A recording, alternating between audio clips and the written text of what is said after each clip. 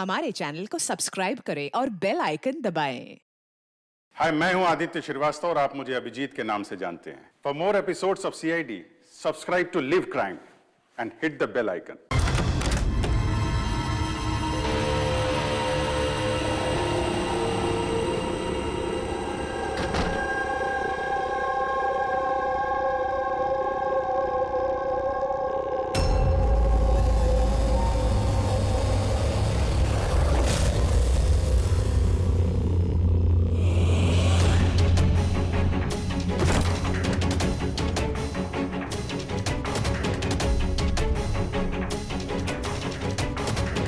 बकुल से आज बात करनी पड़ेगी,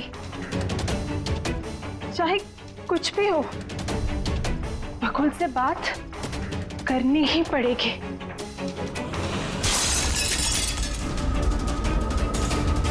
घर में तो कोई नहीं है, ये आवाज कैसे?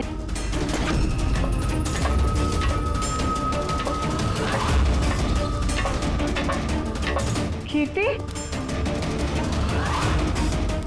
बकुल, तो कुछ बोलता क्यों नहीं है? कीर्ति, भैया, कीर्ति,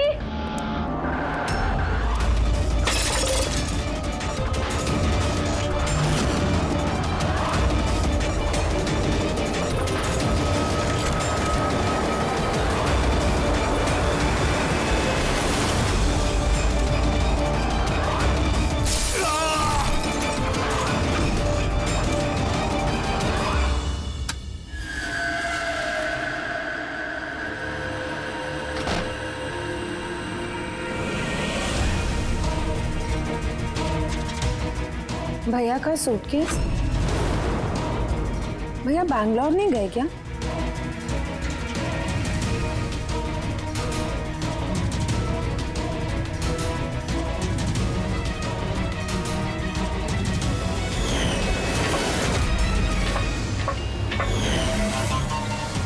भाभी भी वापस आ गई।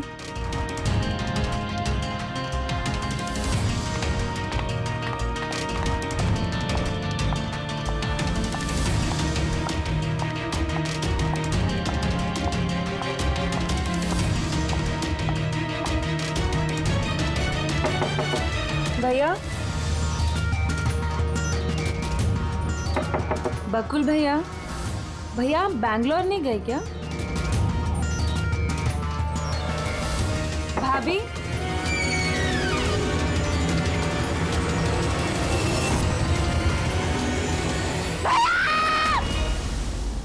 देखो कीर्ति, ये खून का मामला है। एक बार फिर से सोच लो, क्या तुमने जो कुछ भी कहा वो सच है?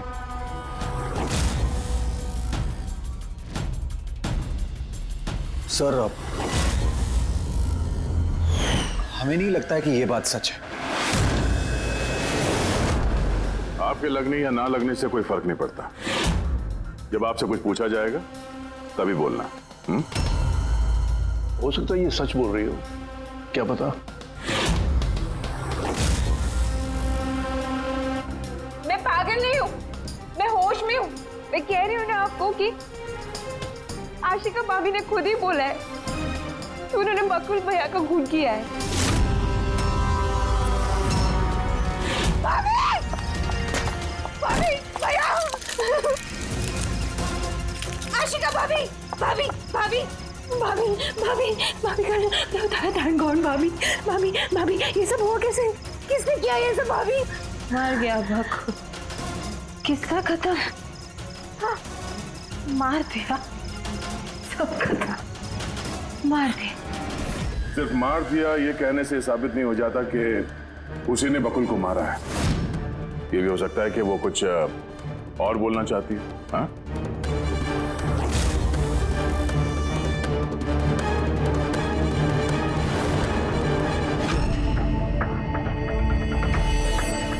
एक बात बताओ, जब बकुल का खून हुआ उस वक्त तुम सब लोग कहां पर थे? कहां थे तुम लोग? मैं और नितिन तो एक दोस्त की शादी में खंडाला गए थे। कीर्ति का कॉल आया और हम भागे चले आए। मेरी बिजनेस मीटिंग थी होटल क्रिट्स में। वहाँ एक क्लाइंट के साथ डिनर था। जैसे ही नितिन का फोन आया तो मैं यहाँ पर चला आया।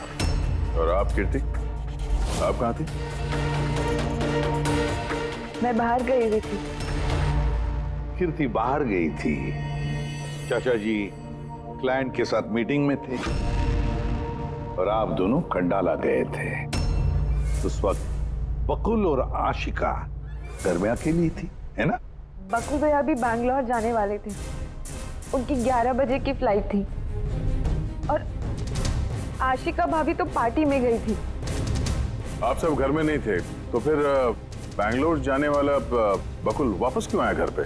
और ये आशिका, वो पार्टी से वापस क्यों आई? तो वो आप जाकर आशिका भाभी से पूछिए ना कि वो इतनी जल्दी वापस क्यों आ गई। वो तो घर पे ये बोलकर गई थी ना कि वो सुबह वापस आएंगी। वो तो हम पूछेंगे उससे। फिलहाल आप बताइए, आप कहाँ गई थी बाहर? मेरी मदर बैंड्रा रहती है। उनको अचानक फूड पॉइजनिंग हुआ था, मैं उनके पास ही गई थी और फिर वहीं से मैं आई। वाह, हर एक के पास एक्सप्लेनेशन है कि बकुल के खून के वक्त मैं यहां था, मैं वहां थी, मैं वहां गया था। सबके पास एक्सप्लेनेशन है। लेकिन आप सब लोग एक बात अच्छी तरह से याद रखना, हम सीआईडी वालों से सच ज्यादा देर तक छुपता नहीं, सामने आकर ही रहता है।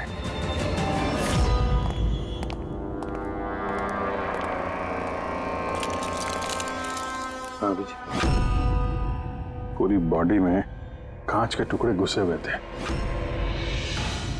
सर लुमिनॉल टेस्ट भी किया सर। यहाँ पे जो खून है इसके अलावा कहीं भी खून नहीं है।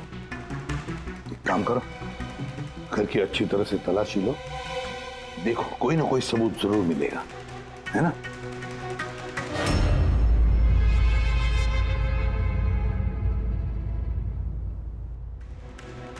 ये बताया सर, इनका कहना है कि इन्हें कुछ भी याद नहीं। कुछ भी याद नहीं? आशिका, तुम्हें याद आ रहा है तुमने कीर्ति को होश में आने के बाद कुछ बताया था? याद करो। मुझे कुछ याद नहीं आ रहा। याद करने की कोशिश करो। कीर्ति कह रही थी कि बकुल का खून तुमने किया, ऐसा तुमने खुद उसको बताया। कीर्ति इल्जाम लगा रही है मेरे पे। बकुल को मैंने नहीं मारा।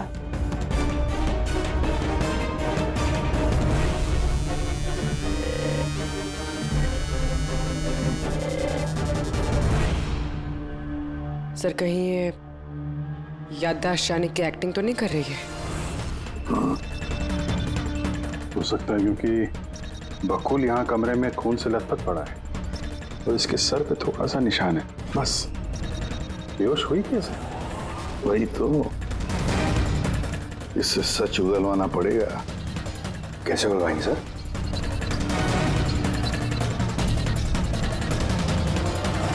सच उगलवाएंगे नार्को टेस्ट से।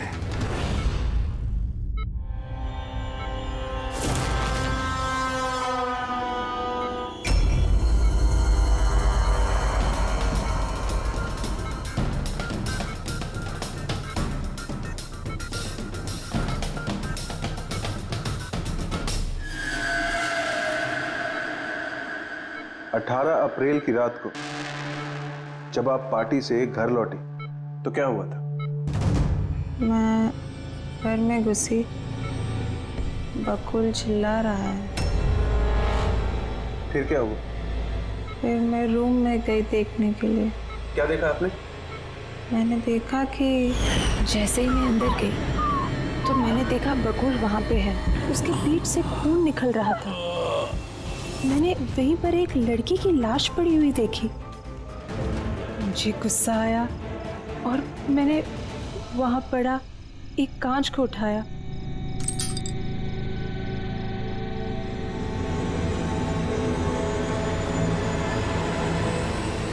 और बकुल को मार दिया। तभी मुझे मेरी गर्दन पे प्रेशर महसूस हुआ। मैं बेहोश होने लगी। बेहोश होने से पहले मैंने दरवाजे पे एक फिगर को देखा जिसने ऑरेंज फ्लोरेसेंट जैकेट पहन रखी थी। आदमी था या औरत थी? आदमी। ओके, फिर क्या किया उसने? वो मेरे पास आ रहा है, शायद मुझे मारना चाहता है। अच्छा आशिका, तुमने वहाँ किसी औरत की लाश को देखा था? हाँ, देखा था। औरत की लाश? वहां पर तो हमें किसी औरत की लाश नहीं मिली। हम तो बकुल के मर्डर की जांच कर रहे हैं। अब ये नया केस कहाँ से आ गया? कौन सी औरत की लाश है? कौन थी वो औरत? मुझे याद नहीं, सब धुंधला दिख रहा है। ये कहीं ये हमें गुमराह तो नहीं कर रही? समझ में नहीं आ रहा है ये किस औरत की बात कर रही है, किस औरत की लाश की बात? आशिका, तुमने बकुल को क्यों मारा? क्यों मारा बकुल को? ठीक ही हुआ कि वो मर गया। वैसे ही जिंदा रहता तो मैं सड़कों पे धक्के खाती। क्यों? सड़कों पे धक्के क्यों खाते? बदचलन साबित करना चाहता था, तलाक चाहता था मेरे से। अच्छा, वो मरी हुई औरत वो कौन थी? मैंने आपको कहा ना, मुझे याद नहीं वो कौन थी। देखो आशिका, हमें वहां पर किसी भी औरत की लाश नहीं मिली। तो फिर कहाँ गई होगी वो लाश? मुझे जब होश आया वो लाश वहां से जा चुकी थी। और वो फ्लोरेसेंट ऑरेंज कलर का जैकेट पहना हुआ आदमी?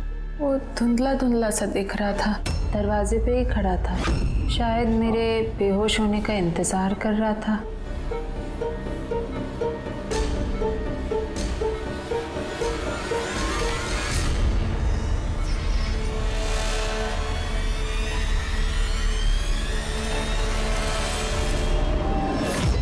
अभी तो आशिका वही बोल रही है जो उसे अच्छा लगता है, मगर टेस्ट में उसने सब कुछ सच सच बोला है।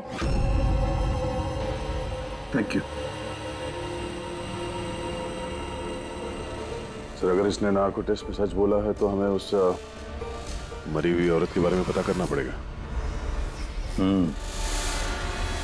लगता है क्राइम सीन पर दोबारा जाना पड़ेगा। अच्छी तरह से फिर से चेक करते हैं, कोई ना कोई सबूत तो मिलेगा ही मिलेगा। सर ये मशीन कोई स्पेशल मशीन है? ये मशीन छोटे से छोटा सबूत ढूंढने में भी सक्षम है, जैसे कि माइक्रोब्स जो अक्सर धूल में मिल जाते हैं। और ये जो मशीन है ना, ये इस कमरे में छोटा से छोटा जो डस्ट पार्टिकल होगा ना, छोटे से छोटा, उससे उस जैकेट वाले आदमी का पता बता देगी जो इस कमरे में मौजूद था। बहुत बढ़िया।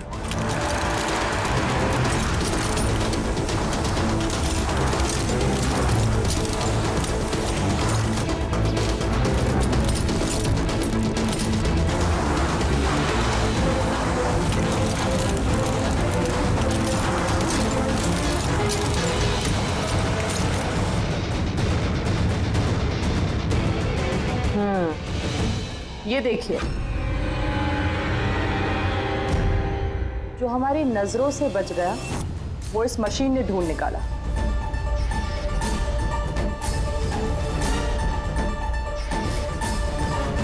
ये तो कोई नाखून लगता है। वो भी नेल पेंट लगा हुआ, डेफिनेटली कोई औरत का है।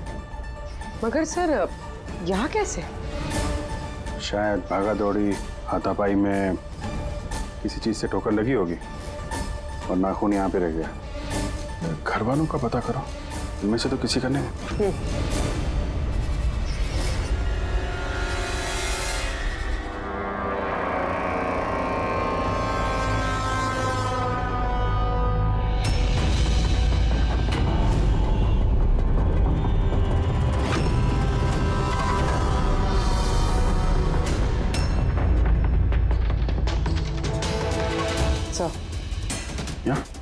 पर घर में तो किसी का भी नहीं है। शायद उस औरत का होगा जिसकी लाश आशिका ने देखी थी।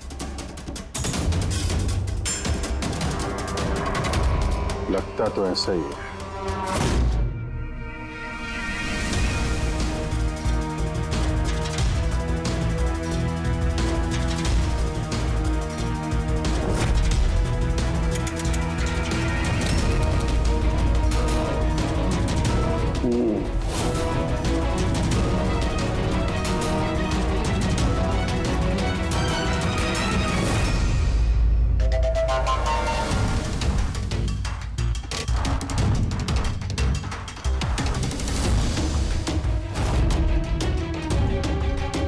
ये बात है तारिका।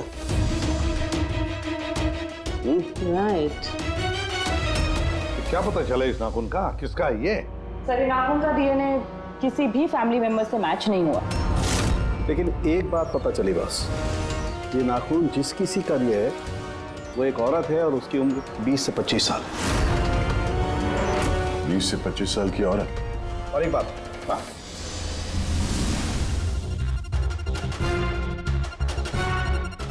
ये जो बारीक बारीक सफेद सफेद कण देख रहे हो ना, ये high percentage of high and है।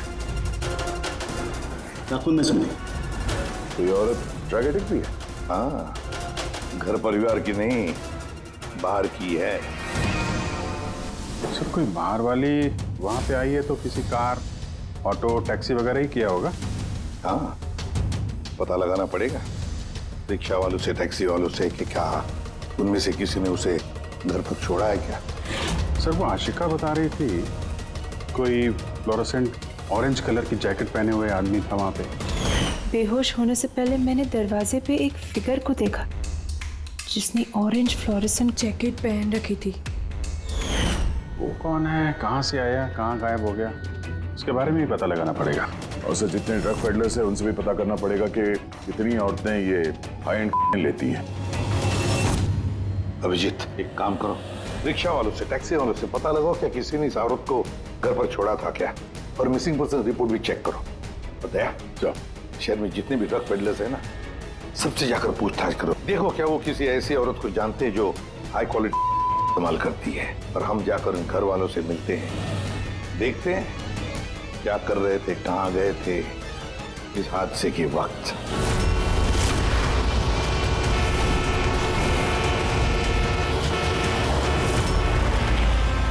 तुम्हारी एसोसिएशन से पता चला है कि 10 तारीख को यानी परसों रात में तुमने शांति निवास बंगलों में किसी लड़की को छोड़ा था। हाँ सर, छोड़ा था। कितने बजे की बात है? सर, लगभग 1 बजे की बात है, उसी बंगलों में। सर, बहुत नशे में थी वो और बार बार अपने हस्बैंड को गाली दे रही थी। अच्छा। जी सर।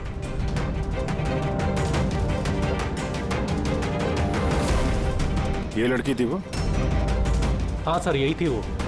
वहाँ बंगलों के आसपास कुछ गड़बड़ लगी क्या? नहीं सर, गड़बड़ तो कुछ नहीं लगी, सब कुछ नॉर्मली था। और एक कार खड़ी थी, एक बाइक, और सर एक गार्बेज वैन भी था। Garbage van? जी sir. Sir sir sir sir sir sir, मैं भी एक लड़की को परसों शांति निवास बंगलों के बाजू में छोड़ा था। कितने बजे? सर, यही कोई 12:30 बजे के आसपास। और तुमने 1 बजे छोड़ा था? जी सर। ये लड़की थी वो? नहीं नहीं सर, ये लड़की नहीं थी। तो इसको तुमने 1 बजे छोड़ा और 12:30 बजे जिस लड़की को छोड़ा था उसको दोबारा देखोगे तो पहचान जाओगे? एकदम सर, बरोबर पहचान लेगा। गुड। सुनो, तुम लोगों से जो भी सवाल पूछा जाएगा उसका सही सही जवाब चाहिए। जरा सा भी झूठ बोला ना तो बड़ी मुसीबत खड़ी हो जाएगी, समझे? सर, झूठ बोल के जान आफत में नहीं डालनी हमें। तो फिर बताओ, जिस दिन बकुल का खून हुआ उस दिन क्या चेतन तुम्हारे होटल में था? जी सर, वो होटल में थे और उन्होंने सारा समय क्लाइंट के साथ बिताया। उन्होंने क्लाइंट के साथ डिनर भी किया। अच्छा, तो ठीक है, क्लाइंट के सारे डिटेल्स चाहिए हमें, और उस दिन का सीसीटीवी फुटेज भी। शीना, कीर्ति की माँ को फूड पॉइजनिंग क्यों हुई? खाने में क्या मिलाया था? मैंने तो कुछ भी नहीं मिलाया था। आंटी थी तो बाहर गई हुई थी। जब वो वापस लौट के आई, उनकी तबीयत खराब थी। सर, नितिन और सिया दोनों सारा दिन शादी में ही थे। पूछे भी नहीं बता रहे। रट्टा मार के आए हो क्या? नहीं मैम, जो सच्चाई है वही बता रहा हूँ। 11 बजे फंक्शन बंद करा दिया था हमने।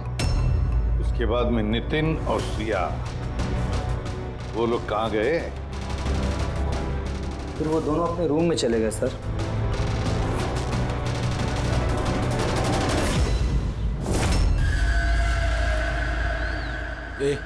ये माल किधर मिलेगा?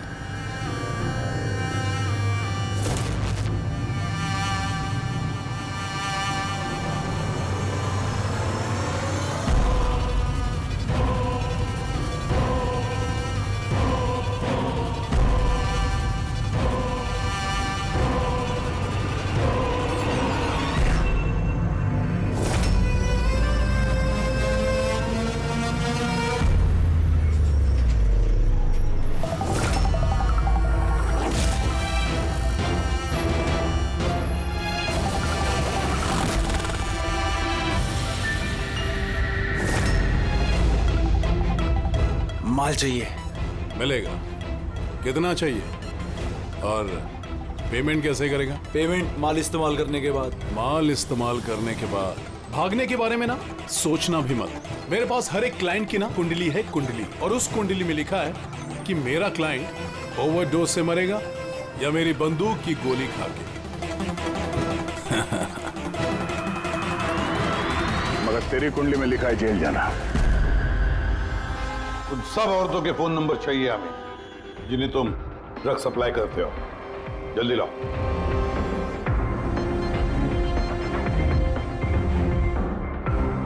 पूर्वी, देखो जरा कॉल करके देखो इन सारे नंबर्स पर। देखो कोई गायब तो नहीं है।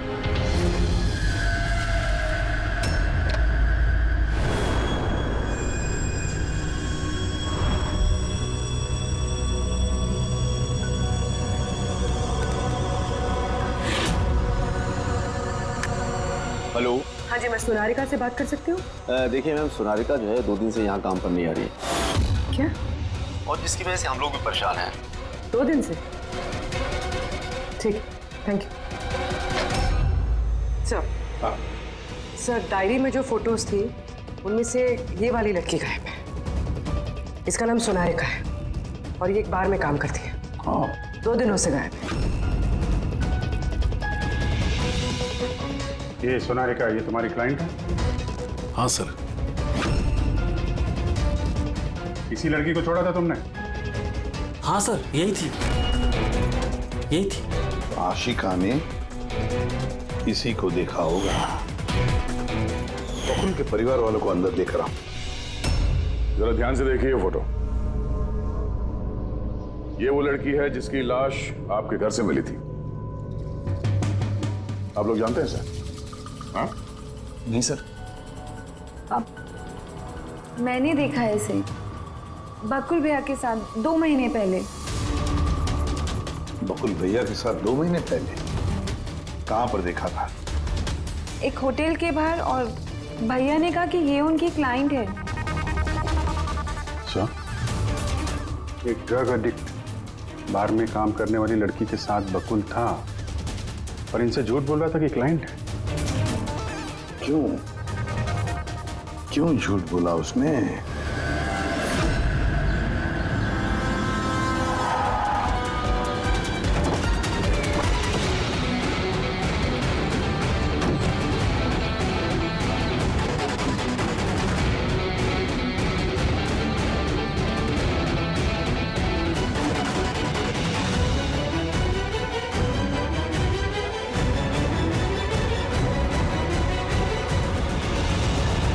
ये सोनारिका यहीं पे काम करती थी ना?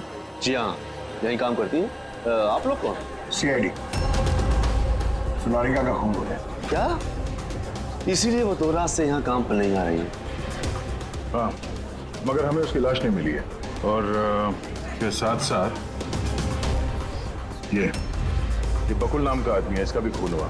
हम ये जानना चाहते हैं कि सोनारिका का इस बकुल के साथ क्या संबंध है? संबंध के बारे में तो नहीं पता, लेकिन हाँ, ये आदमी कभी कभी हमारे बारे में सोनारिका को लेने आता था। फिलहाल आपको इसके बारे में ज्यादा जानकारी तेजी ही दे सकती है साहब। ये तेजी कौन है? सर, ये है तेजी। तेजी सोनालिका तुम्हारी दोस्त थी। ये बताओ कि इस आदमी के साथ सोनालिका का क्या संबंध है? सर सोनालिका का बकुल के साथ अफेयर चल रहा था। बकुल उसके सारे रईसों वाले खर्चे उठाता था, पर उसको हमेशा बकुल से कुछ ना कुछ शिकायतें रहती थी। कैसी शिकायत रहती थी? वो कहती थी कि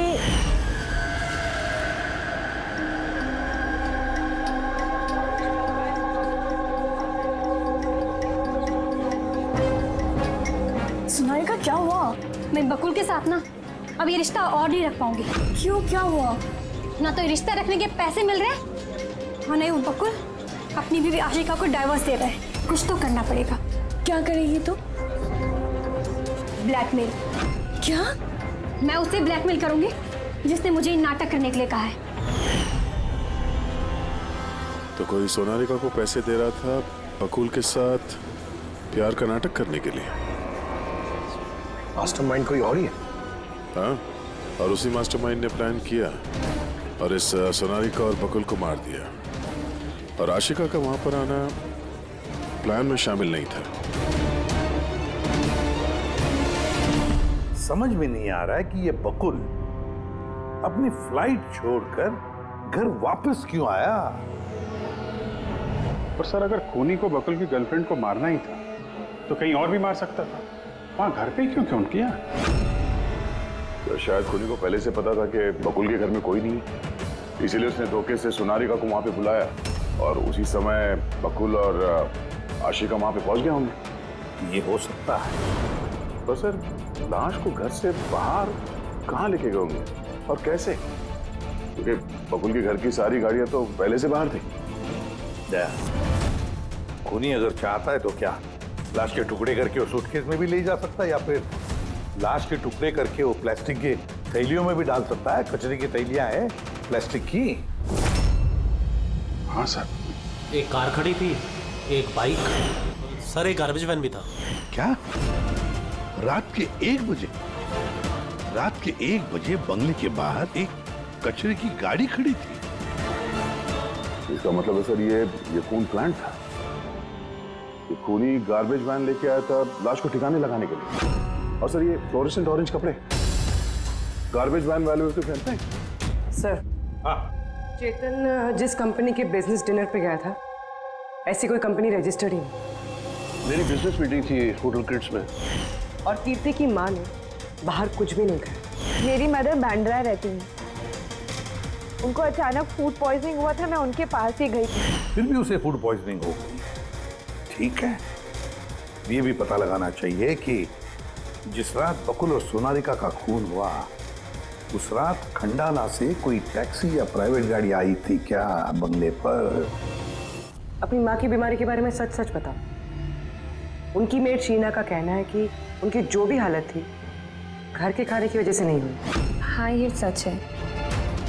उन्होंने घर का खाना नहीं खाया था, बल्कि वो तो ये बता रही थी कि वो ड्राइवर के साथ बाहर गई थी और कार में उन्होंने कुछ दवाई खाई थी। दवाई खाई? हाँ, हमारे ड्राइवर अमन का भी यही कहना है। तुम्हारा ड्राइवर अमन का? सर, उन सभी ड्राइवरों को साथ में लेके आया हूँ जो गार्बेज वैन चलाते थे। हमें एक गार्बेज वैन के बारे में पता चला है जो आधी रात को सड़क के बीचों बीच खड़ी थी, जिसमें लाश डाल के ले जाया गया। वैन का पता चल गया? सर्विलेंस कैमरे में वो वैन साफ साफ दिख रही है हमें। क्यों?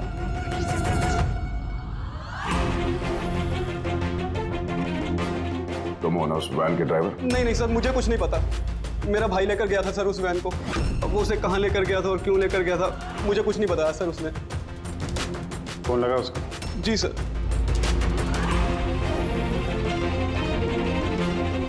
हेलो अमन, कहाँ है तू?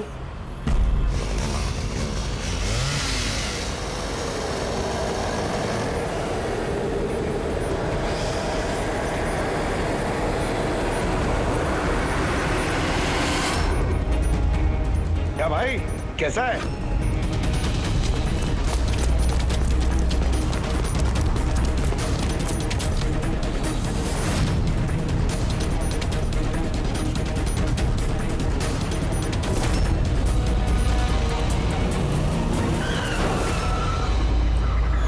मैं सब सच बताता हूँ। मैंने तो जो कुछ किया उस फोन कॉल की वजह से किया था, जो बकुल सर के बंगले से आया था। किसने फोन किया था बकुल के बंगले से? मैंने उसे कभी देखा नहीं है, सिर्फ उसकी आवाज़ सुनी थी।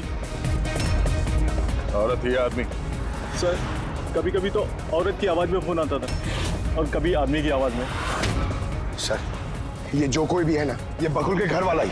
हाँ, मगर तूने ये सब किया क्यों? कोई फोन पे कुछ भी बोल देगा तू कर देगा? हाँ? सर मुझे लालच दिया गया था सर कि मेरे 5 लाख के कर्जे को चुका दिया जाएगा अगर मैंने उनकी बात मानी तो। सर मैं लालच में आ गया था, मगर मैंने कोई खून नहीं किया सर। मैंने तो सिर्फ लाश को ठिकाने लगाया था सर। लाश कहाँ?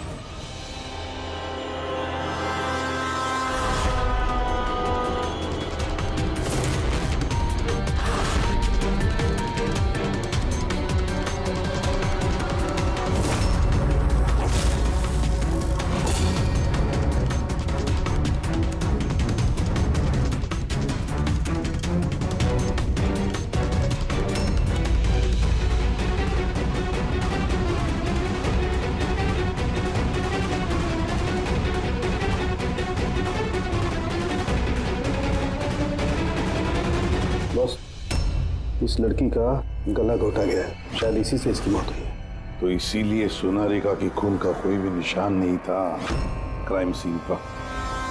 और उसके पैर के अंगूठे का नाखून भी उखड़ा हुआ है।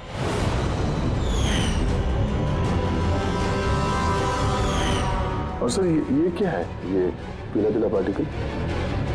यही तो इस केस की सबसे अहम कड़ी है। चलिए खड़े हो जाइए सर, उठिए। और कितनी पूछताछ करेंगे आप लोग? सब कुछ तो बता दिया हमने। इस बार कोई पूछताछ नहीं होगी, आप सभी का नार्को टेस्ट होगा।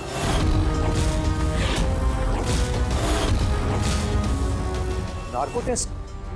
क्यों पर? क्योंकि आप में से कोई है जो सच नहीं बोल रहा है। आपके पास कोर्ट की परमिशन है इस नार्को टेस्ट के लिए? जी हाँ, परमिशन के बिना हम कुछ नहीं करते।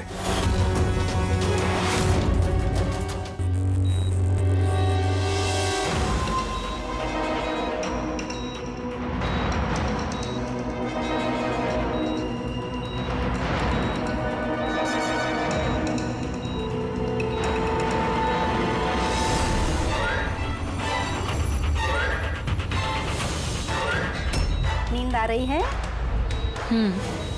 जो मैं आपको बोलूंगी उसका सही सही उत्तर दीजिएगा, ठीक है? सोनारिका को जानती हो? हाँ। बकुल का अफेयर था सोनारिका के साथ, ये भी जानती है आप? हाँ, मुझे दोनों पे शक था। क्या आशिका ने सोनारिका का खून किया है? आशिका जानती नहीं थी सोनारिका को, तो खून कैसे करेगी? अभी आपको नींद आ रही है? हाँ। सोनारिका को जानते हो? नहीं। बकुल का अफेयर था सोनारिका से, ये जानते होंगे आप? नहीं।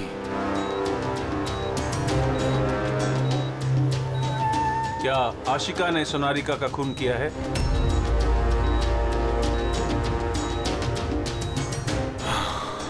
आशिका सोनारिका को जानती थी। आशिका ने ही बकुल और सोनारिका का खून किया है। उसी ने ये खून की साजिश रची थी। आशिका की हरकतें कुछ दिनों से काफी अजीब थी।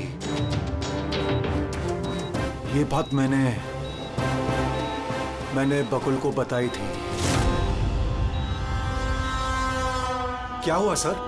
हुआ कुछ नहीं नितिन, सिर्फ इतना बताना था कि ट्रुथ सीरम के असर से इंसान सिर्फ उतना ही बताता है जितना उसे पूछा जाता है, ज्यादा कुछ नहीं बताता।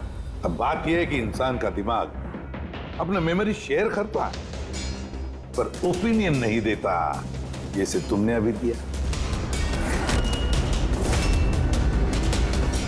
अब सारी असलियत फटाफट बता दे, वरना असली वाला सीरम देना पड़ेगा तुझे। असली ट्रूथ सीरम मतलब? मतलब ये कि हमने जो सीरम दिया था वो ट्रुथ सीरम नहीं था। ग्लूकोज का इंजेक्शन था। व्हाट? शक तो हमें तुम पे पहले से ही था, लेकिन सारी सच्चाई तुम्हारे मुंह से सुनना चाहते थे। नितिन, सब कुछ तुमने बड़ी सफाई से, बड़ी चालाकी से किया था, लेकिन सोनारिका के चेहरे पर जो हल्दी लगी थी ना, उसने तुम्हें पकड़वा दिया। वही हल्दी जो शादी के वक्त तुम्हारे हाथ में लगी थी। ये पीला पीला पार्टिकल दरअसल हल्दी है, और इस हल्दी में आटा और तेल भी मिला हुआ। आटा, तेल, हल्दी। चेहरे पे हल्दी नहीं है, सिर्फ यहाँ कदम के पास। कहाँ से आई होगी ये हल्दी? सर, सिया बता रही थी कि वो लोग खंडाला गए थे शादी के लिए, और वहां पे हल्दी की रस्म में शामिल भी हुए थे वो लोग। बकुल 500 करोड़ का एम्पायर चला रहा था। वो एम्पायर जो मैंने सेटअप किया था, लेकिन वो मुझे ही उस एम्पायर से बेदखल करने की फिराक में था। तो फिर उससे बात करते थे, उससे समझाते थे। बात करने की कोशिश की थी सर, कई बार कोशिश की थी, लेकिन वो सुनता तब ना। भाई था वो मेरा, मैं नहीं मारना चाहता था उसे, लेकिन वो पूरा एम्पायर अपने नाम पे करवाना चाहता था। इसीलिए फिर मैंने भी एक प्लान बनाया। क्या प्लान बनाया? बकुल और आशिका के आए दिन झगड़े होते रहते थे। वो आशिका को छोड़ना चाहता था। मैंने सोनारिका को पैसों का लालच दिया और उससे कहा कि बकुल से झूठ मूठ का प्यार का नाटक करे, और एक दिन आगे जाके उससे शादी भी करे। दरअसल मैं सोनारिका के जरिए अपना एम्पायर हासिल करना चाहता था। मगर उसे क्यों मान दिया? वो तो तुम्हारा साथ दे रही थी। शुरू में सर, लेकिन बाद में उसने मुझे ब्लैकमेल करना शुरू कर दिया। और इसलिए तुमने सोनारिका को धोखे से घर बुला लिया। हाँ सर, उस रात मैंने ऐसी सिचुएशन क्रिएट की जिससे कि सब लोग घर से बाहर रहे। मैं भी सिया के साथ खंडाला चला गया, और जैसे ही सिया ने दवाई ली और सो गई, मैं फौरन टैक्सी पकड़कर यहां आ गया और अमन को बुला लिया। सोनारिका के घर पहुंचते ही, देखो सोनारिका, मेरी बात समझने की कोशिश करो। अगर बीच रास्ते में तुमने मेरा साथ छोड़ दिया तो मेरा पूरा प्लान चौपट हो जाएगा। हो जाए प्लान चौपट, मुझे कोई फर्क नहीं पड़ता। और वैसे भी मुझे उस बकुल में कोई इंटरेस्ट नहीं है, और ना ही मैं उससे प्यार करती हूँ, और ना ही मैं उससे शादी करना चाहती हूँ।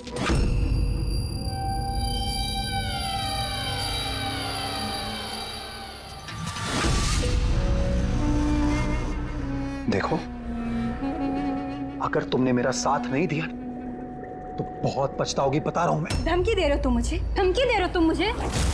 हाँ? ऐसा ही समझ लो।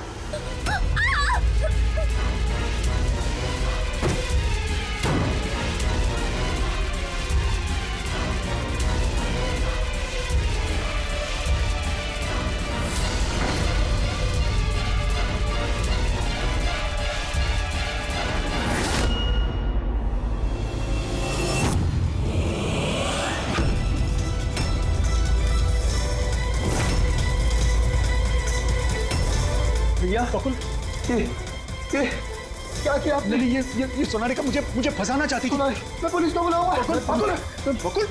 बकुल!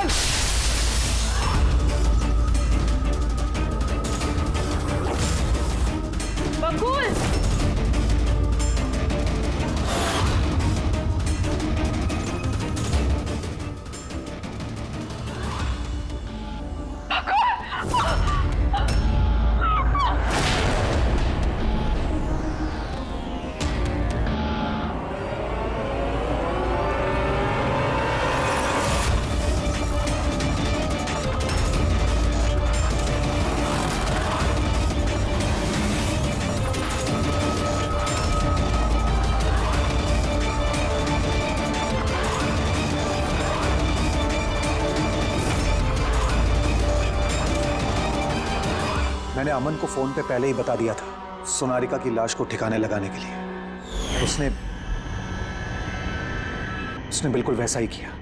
पैसों की लालच ने तुम्हें इतना अंधा बना दिया कि तुम अपना सगा रिश्ता भी भूल गए, अपने भाई की जान ले ली, और तो और अपनी साथी सोनारिका को भी मार डाला। कानून तुम्हें कभी माफ नहीं करेगा। कड़ी से कड़ी सजा होगी, शायद फांसी। For more updates, subscribe to our channel, click the show links and enjoy watching the videos.